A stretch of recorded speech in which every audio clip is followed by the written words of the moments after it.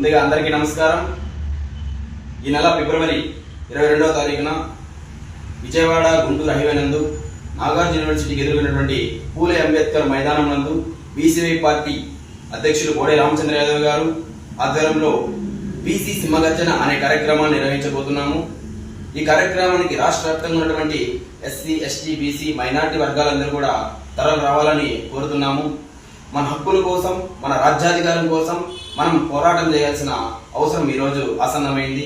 ఈ కార్యక్రమానికి మన యొక్క ప్రధాన అజెండా బీసీల యొక్క రక్షణ చట్టం అయితేనేమి, సమగ్ర కులగణన అయితేనేమి, అదేవిధంగా 44% రిజర్వేషన్లు ఇట్లు విద్య, ఉద్యోగ, స్థానిక సంస్థలు అటు చట్టసభల్లో కూడా 44% రిజర్వేషన్లు కేటాయించాలని, అదేవిధంగా రాజధాని ప్రాంతంలో బీసీలకు 1000 ఎకరాల భూమిని కేటాయించాలని మన ప్రధాన అజెండాగా చేయడం జరిగింది.